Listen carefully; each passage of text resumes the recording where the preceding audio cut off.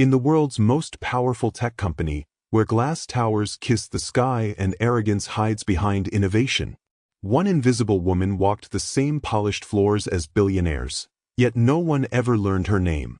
Until the day a $500 million computer failure froze their empire. And the only person who could fix it wasn't an engineer, wasn't even an employee. It was the quiet son of the maid they laughed at, the boy they once called janitor's kid, who would soon save everything they built and teach them what true genius really looks like. Because sometimes the smallest voice carries the loudest truth, and sometimes greatness wears the humblest shoes. At 5 a.m., before the city began its hum, the lights of Helix Dynamics burned against the dark like stars trapped in glass. Inside, every floor was a kingdom of innovation, a place where technology was worshipped and mistakes were forbidden. And yet, even empires built on code depend on hands that sweep the dust. Rosa Martinez pushed her cart through the gleaming lobby, her reflection faint beneath the marble glow. For 12 years, she had cleaned those same corridors, the conference rooms filled with laughter, the labs echoing with genius, the break rooms where no one noticed her presence. She moved quietly, her mind somewhere else: home, rent, the price of groceries, her son's old laptop that kept crashing during his coding projects. Life wasn't easy, but Rosa never complained. Because Rosa had Eli, her 18-year-old son, curious, bright, and endlessly patient, the kind of kid who looked at machines and saw possibilities instead of wires. At night, while other kids played games, Eli was learning quantum algorithms on a second-hand laptop missing the key. He'd stay up until dawn, eyes glowing with the reflection of code, whispering lines of logic like prayers. "Someday, Mama," he'd say, "I'll build something that matters." Rosa always smiled. "I know you will, Mijo. Just don't forget to build a good heart along the way." Helix Dynamics wasn't just another tech company. It was the company. The one that powered half the world's digital backbone, from hospitals to defense systems to global finance. Their latest project, Project Aquila, was whispered about across Silicon Valley, a $3.6 billion initiative to create the world's first stable quantum computing core. It was led by Victor Hale, the company's lead systems architect. Mid-40s, sharp suit, sharper tongue, and the kind of man who believed compassion was weakness. To Victor, the only thing that mattered was brilliance, and in his eyes, that brilliance belonged only to a select few. Success, he often said, isn't about hard work. It's about hierarchy. And Rosa was nowhere near his hierarchy. Every morning, she would see him sweeping past her in designer shoes, phone pressed to his ear, never sparing her a glance. But she didn't mind. She wasn't there to be seen, she was there to survive. It began like any other morning. Coffee cups, keyboards, the hum of servers below. Until at exactly 9:47 a.m., the hum stopped. A soft beep echoed through the hall. One screen went dark, then another, then another. Within seconds, hundreds of monitors flickered red with a single line of text. System failure, core process halted. Then chaos. Alarms blared. Engineers shouted. The air thickened with panic. The $500 million computer, the very heart of Helix's empire, had collapsed. Servers froze. Data streams died mid-transfer. The world's largest companies began losing access to their networks. And no one, not Victor, not his entire army of engineers, knew why. Inside the glass-walled command center, Victor Hale stood like a statue surrounded by noise. Reboot the kernel. Roll back the update. Isolate the node. Nothing worked. Each command brought another failure message. "What's happening?" barked an executive. Victor's jaw tightened. "It's a recursive fault. Something's looping through the quantum mapping array. It's not supposed to be possible." "Fix it," the executive snapped. Victor didn't reply. He couldn't. Because deep down, he didn't understand the failure, and that terrified him. Meanwhile, Rosa kept working quietly outside the glass walls. She didn't know what any of those words meant: quantum, kernel panic, recursion, but she could feel the tension ripple through the building like electricity. When her shift ended, she rode the train home, tired and silent. At their small kitchen table, Eli looked up from his laptop. "Long day?" "You have no idea," she said softly. "The company's in chaos. They said some big machine broke. $500 million lost." Eli frowned. "Helix Dynamics?" She nodded. "You know it." He smiled faintly. "Everyone in tech knows Helix. What kind of system broke?" She thought for a moment. "Something about quantum mapping?" Eli's eyes widened. He turned to his computer, fingers flying. "Wait, if that's true then." He paused, scanning through technical papers, open source models, anything related to Project Aquila. After a few minutes, his face changed. The excitement in his eyes turned to disbelief. "Mom," he whispered, "I think I know what went wrong." He spent the night buried in code, tracing patterns, simulating error chains, breaking down what Helix engineers could not see. At 3 a.m. he gasped. There it is. A rounding error in the quantum state mapping. They're looping at the 10 to the power of -32 precision level. That's why it keeps failing. Rosa looked up sleepily. "You understand that?" Eli grinned. "I more than understand it, I can fix it." She blinked. "But they have hundreds of people." He shook his head. "Sometimes big teams can't see simple truths. I'll write a counter-algorithm. If I can stabilize their quantum field matrix, it should reboot without collapse." Rosa smiled gently. "Then do it, Mijo. Help them." He hesitated. "Even if they'll never believe me?" She placed a hand on his shoulder. "They don't have to believe you. The truth doesn't need permission." Eli nodded slowly and began to type. By dawn, he'd done it.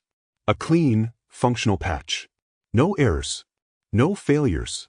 He'd solved a $500 million problem overnight. But the question now was, how would he make them listen? Outside, the world still believed Helix was falling apart. Inside, in a quiet apartment above the bay, a janitor's son had just rewritten the laws of brilliance. The sun rose over the bay, turning the Helix towers into pillars of gold. But inside those towers, panic still ruled. It had been 36 hours since the failure. Helix's servers were dead, investors were circling, and Victor Hale hadn't slept. He stood in the executive conference room, sleeves rolled, voice sharp. "I don't care what it takes," he snapped. "Hire outside contractors if you must. This company bleeds another $1 million every minute we're offline." But the truth was, no one had a fix. No one even had an idea. Until that morning, when a janitor walked in, not alone, but with a young man beside her. Rosa entered quietly, clutching her badge. Her son followed, wearing a clean shirt and carrying a battered old laptop. The receptionist looked up, confused. "Mrs. Martinez? You're off today."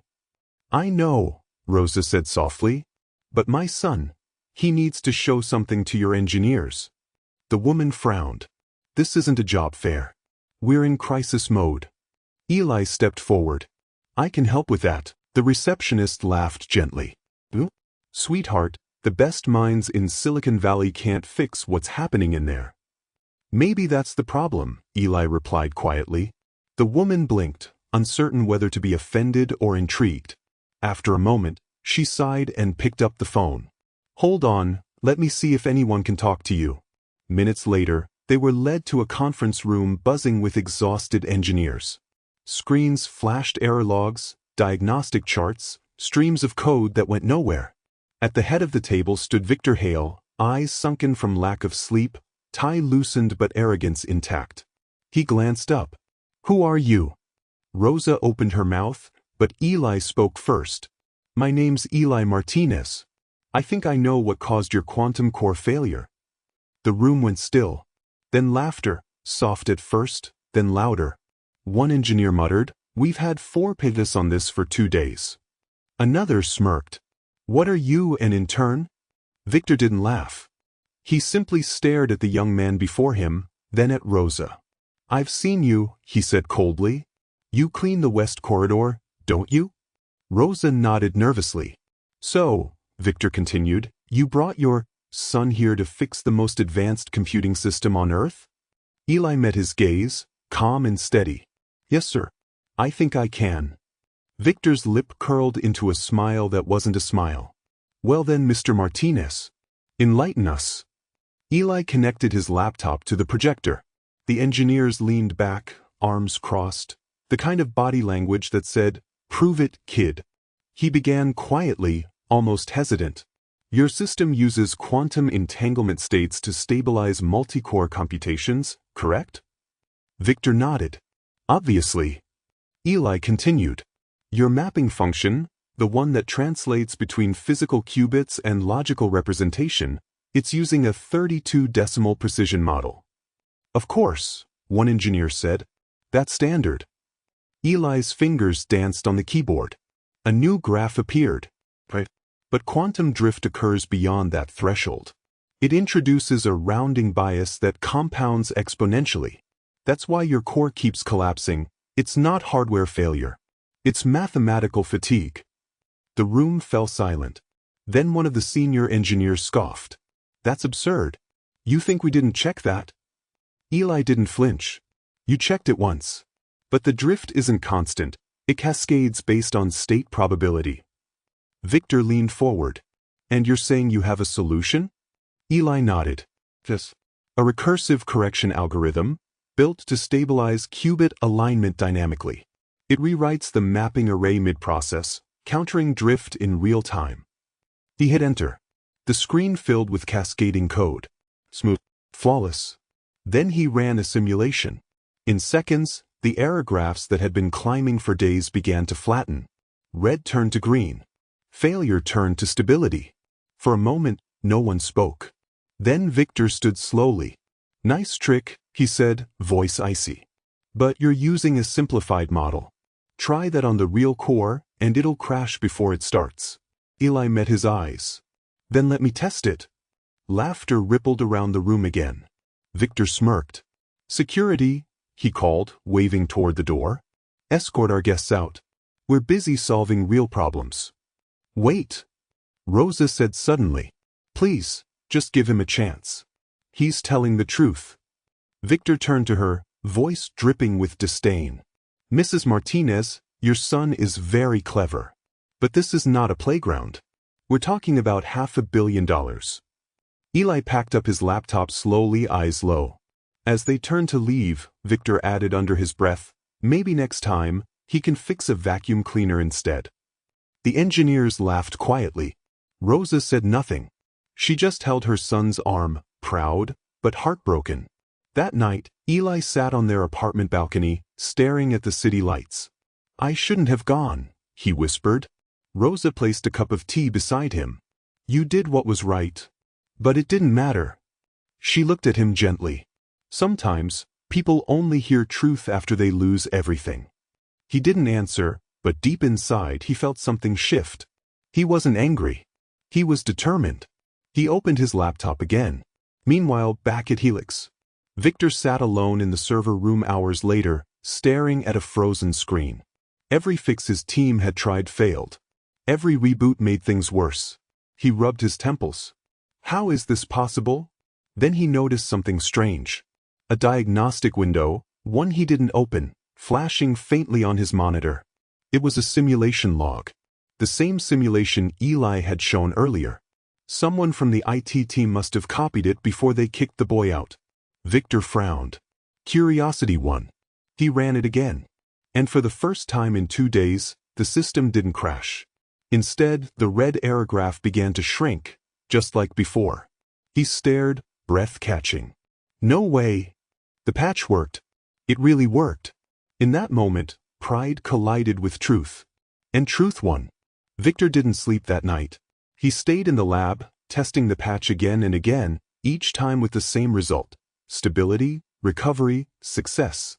At 4 a.m., the system came fully online. Data restored. Operations normal. The world saved from a catastrophic loss.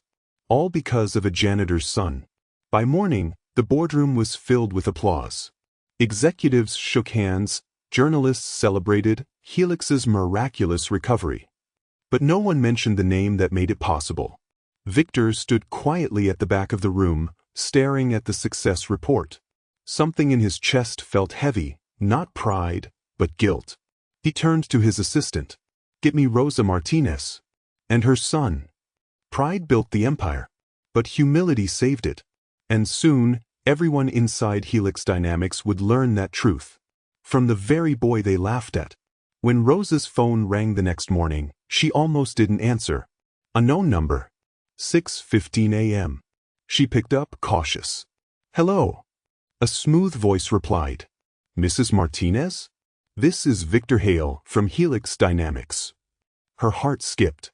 "Oh, Mr. Hale, is everything okay?" He paused. "Actually, no. But your son might be the reason it is now." An hour later, Rosa and Eli stood once more before the towering glass doors of Helix Dynamics, the same doors they'd been laughed out of just 24 hours earlier. This time, the guards didn't stop them. As they entered, employees whispered. Screens displayed a message across the walls. And beneath it, small text scrolled at the bottom of the feed.